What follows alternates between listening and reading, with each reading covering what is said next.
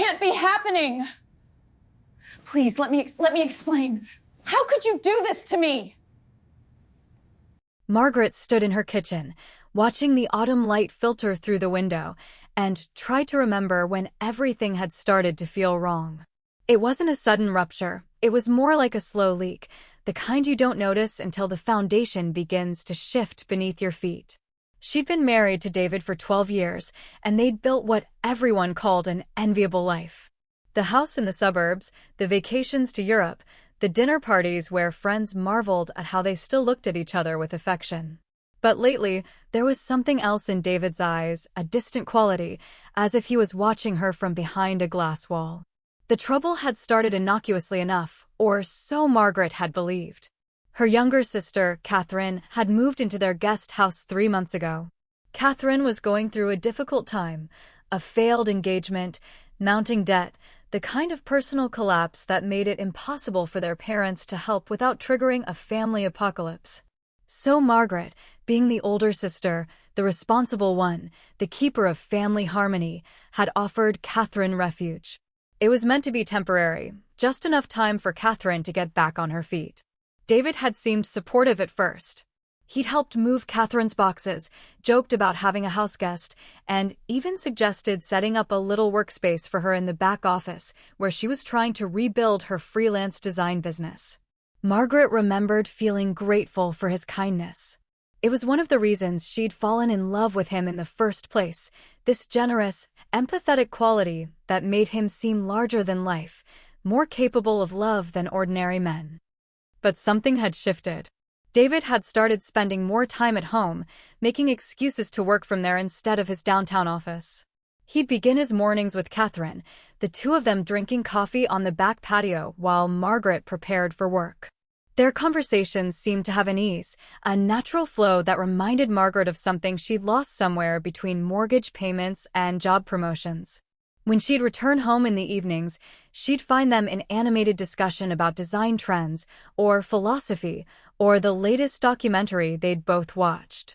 Catherine would laugh at his jokes with an intensity that seemed almost performative. Margaret had tried to dismiss her unease as paranoia. After all, she was the one who'd invited Catherine into their lives. She was the generous one, the good sister. But intuition is a cruel thing. It whispers truths you don't want to hear. The real proof came on a Thursday in early November. Margaret had come home early from work with a migraine, planning to retreat to bed. She'd heard them on the terrace before she saw them, David's voice, softer than she'd ever heard it, saying, "You make me feel like I'm still discovering the world." I'd forgotten what that felt like. And Catherine's response, breathy and uncertain, "David, we shouldn't." But there was no conviction in her words, only desire playing at refusal. Margaret had stood frozen in the doorway, watching her husband and sister sit impossibly close on the weathered bench, their hands almost touching. She hadn't made her presence known.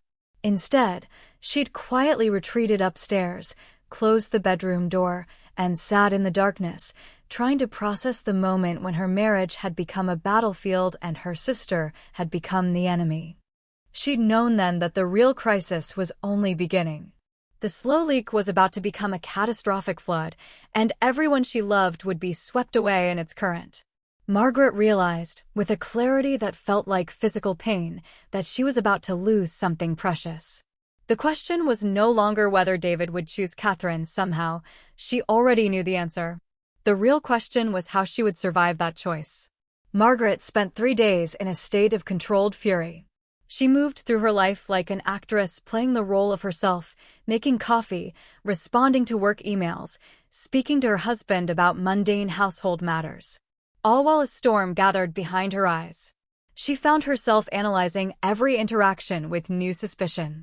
When David came home late from work, was it really work? When he suggested ordering takeout instead of her cooking, was it because he wanted to avoid spending time with her, or because he was texting Catherine under the table?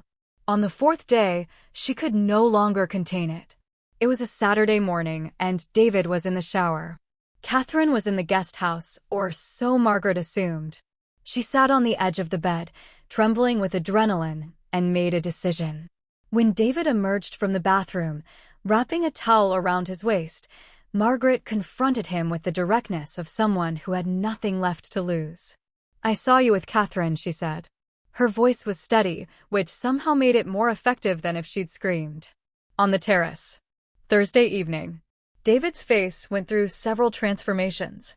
First surprise, then a flash of what might have been guilt, then something harder, a kind of resignation, as if he'd been waiting for this moment. He sat down on the edge of the bed, keeping a deliberate distance between them. "It's not what you think," he said, which was perhaps the most cliched response possible, and which therefore felt like an admission of everything. "Tell me what it is, then," Margaret demanded. "Explain to me why my husband and my sister were practically sitting on top of each other, why he was saying things to her that he hasn't said to me in years." David ran a hand through his wet hair, and Margaret noticed for the first time how much older he looked. When had the lines around his eyes deepened? When had his jaw become so heavy? "Catherine came to me 3 weeks ago," he began, his words measured. "She was having a breakdown over some business failure. She was talking about calling off her loan applications, about giving up on rebuilding her life. I was just trying to help her gain perspective. By sitting as close to her as physically possible and telling her she makes you feel like you're discovering the world." Margaret's laugh was bitter. "That's not helping, David. That's seducing." "I'm not seducing anyone." David's voice rose, his patience cracking. "You're catastrophizing this. Catherine needed support. I gave it. If that makes me a terrible person in your eyes, then I'm sorry, but..." "But what?" Margaret leaned forward, needing him to finish the thought, needing him to be honest. "But I don't regret it," David said quietly. "I don't regret any of it." "Is that what you want to hear?" "That I felt alive for the first time in years because someone was actually interested in what I have to say. That someone looked at me like I mattered." The words hit Margaret like a physical blow. She realized then that this wasn't just about an indiscretion. This was about David feeling unseen in his own marriage. This was about the slow erosion of intimacy that happens when two people stop paying attention to each other. And it was also about Catherine, her younger sister, who had exploited that vulnerability with calculated precision. "Get out," Margaret whispered. "I can't look at you right now." "Margaret, get out." David dressed in silence and left the room. She heard him go downstairs, heard the front door close. Margaret sat alone in their bedroom, on the bed they'd chosen together during their first year of marriage, and felt her world reconstruct itself into something unrecognizable. The next 2 weeks were a masterclass in family dysfunction. David moved into a hotel downtown, which everyone in their social circle noticed and whispered about. Margaret found herself lying to friends, inventing work conferences and separate schedules when in reality her marriage was hemorrhaging in real time. She threw herself into work with almost manic energy, taking on projects that would have normally seemed overwhelming, anything to avoid the crushing loneliness of returning home to a house that no longer felt like hers. Catherine had stopped leaving the guest house. She ordered groceries for delivery, kept the lights off, essentially erased herself from the physical landscape of their lives. But her absence was louder than her presence had ever been. It screamed guilt and complicity and betrayal in a way that Margaret found even more unbearable than direct confrontation would have been. Their mother called on a Tuesday. Somehow, word had gotten out, perhaps through David's family, or perhaps one of Margaret's friends had casually mentioned this separation, and the rumor mill had done the rest. Their mother, Patricia, was frantic. What was happening? Was the marriage salvageable? What was wrong with David? Had Margaret considered counseling? Margaret held the phone to her ear and realized that she hadn't told her mother the real reason for the rift. Some part of her had wanted to protect Catherine, which seemed laughable now, but the protective instinct had been ingrained since childhood. "You didn't air your sister's dirty laundry to your parents if you could help it." "There's someone else," Margaret finally said, unable to construct another lie. "David has developed feelings for someone, and those feelings have become physical." Silence on the other end.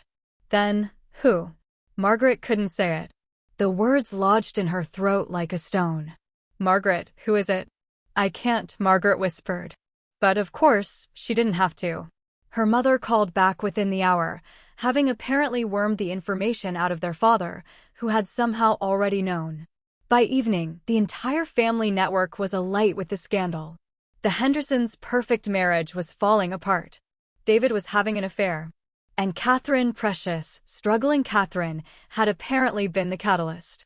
The next morning, there was a knock on Margaret's office door.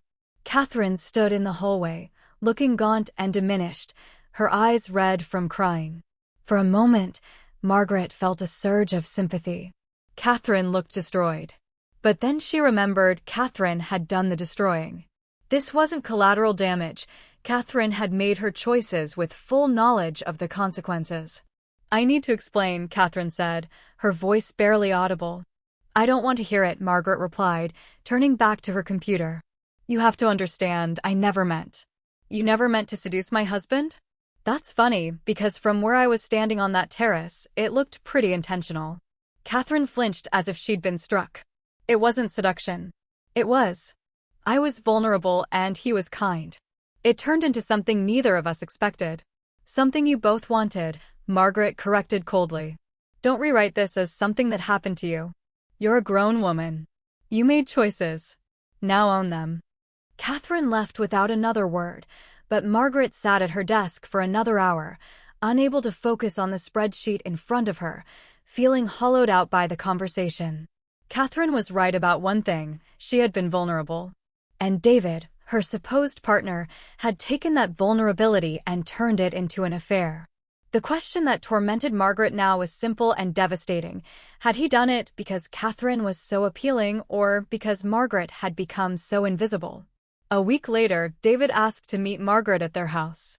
He'd been staying at the hotel, and they'd only communicated through terse text messages about logistics and paperwork. The distance had both helped and hurt. It had given Margaret space to think, but it had also calcified her anger into something harder and more permanent. She found him in the living room on a gray Saturday afternoon, sitting on the sofa like a ghost haunting a place he used to belong. He looked terrible. His usually immaculate appearance had deteriorated, stubble shadowed his jaw. His shirt was wrinkled. There was a quality of defeat radiating from him that made Margaret feel a disturbing mixture of pity and rage. "I've ended things with Catherine," he said without preamble. "Completely. We're not in contact." Margaret sat across from him, not beside him. The distance felt important. "Why?" David looked at her, and she could see the exhaustion in his features, the weight of consequences settling on him like sediment. "Because it was wrong. Because I made a terrible mistake. Because I realized I was running toward something when I should have been running toward you." Beautiful words, Margaret said, her tone cutting. But they don't change what happened. They don't erase the fact that you crossed a line. More than a line, you demolished the entire boundary. "I know." David's voice was hollow. "I know, and I hate myself for it." "Margaret, he paused, seeming to be gathering courage. "I want to try to fix this. I want to go to couples therapy. I want to understand why I was so unhappy so that I could justify what I did. I want to rebuild what we had." "What we had was a lie," Margaret said flatly. "Apparently, I'd become so boring, so invisible, that you felt compelled to chase excitement with my sister. You think therapy is going to undo that? You think a few sessions with someone trained in conflict resolution is going to make me unsee you almost kissing her on our terrace?" "No," David admitted. "But it's something. It's a start." Margaret found herself thinking about the architecture of their marriage. They'd built it on a foundation she'd thought was solid: compatibility, shared goals, mutual respect. But apparently, those things weren't enough to withstand the pressure when someone more interesting came along. Someone younger. Someone Catherine shaped. "I need you to leave," Margaret said. "I need more time." "How much time?" David asked desperately. "Days? Weeks?" "Margaret, I can't lose you." "You already have," she replied, and realized as she said it that it was true. Somewhere between the coffee on the patio and the conversation on the terrace, she had ceased to be married to David. What they had now was the machinery of marriage without the love that made it run. They were people going through motions, performing a play where both actors had forgotten their lines. David left without arguing, which somehow made it worse. Over the following weeks, he would call occasionally, suggesting dinner, suggesting that they talk, suggesting that they try. Each time, Margaret would listen and say no. She wasn't ready. She didn't know if she'd ever be ready to forgive him. What she did know was that she couldn't look at him without feeling a fresh wave of humiliation and betrayal. Catherine remained in the guest house, a silent prisoner in her own gilded cage. She barely came out, ordering what she needed online, existing in a state of self-imposed exile. The guest house became a monument to shame and bad choices, a physical reminder of what happened when family bonds were treated as negotiable. By December, the situation had become untenable. Margaret couldn't exist in a state of limbo forever. She needed to make decisions, to move forward somehow, even if that forward movement took her in a direction she didn't want to go. She contacted a divorce attorney, a crisp woman named Sandra who specialized in amicable separations, though Margaret found herself wondering if there was such a thing as amicable when infidelity was involved. Sandra was efficient and professional. She explained the division of assets, spousal support, the timeline for filing. Margaret listened mechanically, signing documents without really reading them, each signature a small death, the death of her marriage, her plans for the future, her identity as David's wife. Then, in the second week of December, Catherine called her. Not a text. An actual phone call, which had become such a rare occurrence in their family that Margaret's first instinct was to let it go to voicemail. But something made her answer. "I'm leaving," Catherine said without preamble. "Today. I can't stay here anymore." "Good," Margaret replied, surprised by the lack of emotion in her voice. "Margaret, I need you to know, I know you'll never forgive me. I wouldn't forgive me either. But David and it was never about hurting you. It was about two people who felt lost connecting for a moment. It was wrong, and I've spent every day since then hating myself for it. But I need you to know that whatever happens between you and David, it wasn't because of me. It wasn't me that drove him away from you. I was just the convenient exit." Margaret felt something shift in her chest, not forgiveness, not yet. But perhaps a kind of recognition. Catherine was right. The affair was a symptom, not a cause. The real problem had been brewing for years, in the small moments when they stopped talking, when they stopped trying, when they settled into the comfortable routines of a marriage that had become more habit than passion. "Where will you go?" Margaret asked. "Back to the city. I have a friend who offered me a place while I rebuild. I'm starting over completely. New job, new city, new life. I'm leaving all of this behind." After Catherine hung up, Margaret sat in her car in the driveway and allowed herself to cry. Not for David. Not even for Catherine. But for the loss of innocence, for the shattering of the family narrative she'd always believed in, for the realization that people you loved could hurt you in ways that cut far deeper than any external wound. She watched as Catherine loaded the last of her boxes into a rental car. Their eyes met across the driveway for a moment, and something unspoken passed between them, not forgiveness, not yet. But perhaps the beginning of understanding that they were both victims of their own poor choices, caught in the same tragedy by different roles. The divorce proceedings moved with the inexorable slowness of bureaucratic machinery. Margaret and David agreed on most things. They'd split the house. He'd take responsibility for certain debts. They'd divide their retirement accounts and investments. Lawyers sent emails. Documents were signed. The machinery ground on, and slowly, the legal dissolution of their marriage became official. But the emotional reckoning was messier, more prolonged.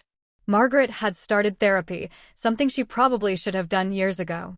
Her therapist, a kind woman named Dr. Helena, helped her untangle the knot of shame and anger and regret that had become her constant companion.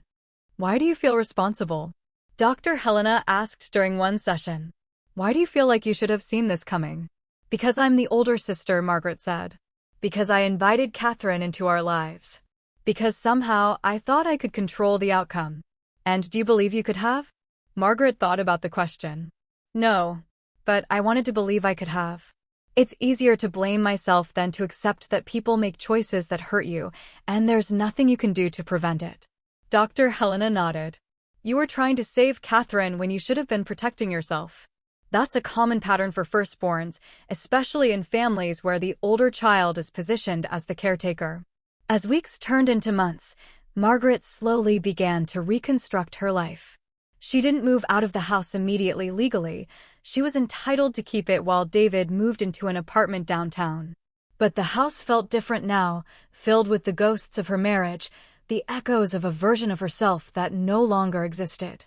David's apartment became something of a symbol in her mind, a space where he could start fresh, where the weight of his infidelity might not press down on him quite so heavily.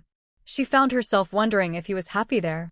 The thought filled her with a complex mixture of emotions, anger that he'd moved on so readily, sadness that their marriage had failed, and underneath it all, a strange kind of indifference.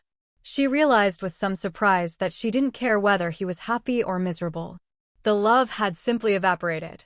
One day, while sorting through documents in the house office, Margaret found emails between David and Catherine. She'd been looking for mortgage statements and had stumbled upon them in a folder labeled Personal. She could have deleted them without reading, but instead, she found herself scrolling through months of correspondence. The emails were tender, full of inside jokes and references to conversations she wasn't part of. They discussed books and ideas, shared anxieties about the future, and gradually evolved into something more explicitly romantic. Reading them felt like reopening a wound that had been healing. But it also gave her something she hadn't expected: clarity. The emails weren't evidence of some grand passion. They were evidence of two lonely people finding solace in each other. The affair hadn't been because David had chosen Catherine over her. It was because both of them had felt adrift and had clung to the nearest life raft. This realization didn't excuse anything, but it did help Margaret understand that she wasn't the villain in this story. Neither was Catherine, really. They were all just people who had made mistakes, who had allowed themselves to be seduced by the illusion of something better without acknowledging the cost to everyone around them. A year after the affair, Margaret stood in the empty house and made a decision. She sold it. The market was strong, and within 3 months, she'd found a buyer. The house that had been supposed to be her forever home would belong to someone else now, someone who hadn't watched their marriage crumble within these walls, who could look at the terrace without remembering. She bought a small apartment in the city, something new and unfamiliar, with no history embedded in its walls. It was smaller than the house, which at first felt like a loss. But eventually, she came to appreciate the simplicity of it. There was less to clean, less to maintain, less space for ghosts to accumulate. At work, she'd been promoted to director of her division. The long hours she'd thrown herself into during the crisis years had paid off professionally, even if they'd cost her emotionally. Her career had become what she clung to, and she found that she was good at it, that she had talents she'd never fully developed while she'd been focused on maintaining her marriage. 2 years after the separation was finalized, Margaret ran into David at a coffee shop. He looked different, older, sadder, but also somehow lighter. He asked if he could sit with her, and she found herself saying yes.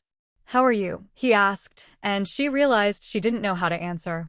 The person he was asking about no longer existed. She was someone new now, someone forged in the fire of betrayal and loss. "I'm fine," she said finally. "I'm starting to be fine." David nodded slowly. "I've thought about you constantly. About everything. About how badly I hurt you." "I know," Margaret said. She did know. She'd moved past the need for him to prove his remorse. His guilt was his problem now, not hers. "Catherine reached out a few months ago," David continued. "She apologized again. She's actually doing really well, has a good job, a partner, she seems happy." Margaret felt a flutter in her chest at the mention of her sister. They hadn't spoken since Catherine left, and Margaret had wondered occasionally how she was doing. The protective instinct that had driven her to shield Catherine's reputation all those years had never completely died, even after the betrayal. "I'm glad," Margaret said, and realized she meant it. "I'm glad she's okay." After David left the coffee shop, Margaret sat alone and thought about the years that had passed since the terrace. She thought about how pain operates as a kind of education, how betrayal teaches you things about yourself and the world that nothing else can. She thought about how the worst moments of your life can sometimes become the turning point that allows you to finally become who you were meant to be. She didn't forgive David. She wasn't sure that would ever happen. But she had moved beyond anger into something quieter, a kind of detached sadness for the waste of it all. For the years they'd spent building something that turned out to be constructed on sand. For the wife she'd tried to be and the husband he'd tried to be, and the gap between those performances and the reality of who they actually were. Margaret picked up her phone and texted Catherine, "I saw David today. He said you're doing well." "I'm happy to hear that." She didn't expect a response, not immediately. But 3 hours later, Catherine replied, "Thank you for saying that. I think about reaching out to you constantly, but I know I don't have the right. I'm sorry for everything, Margaret. I always will be."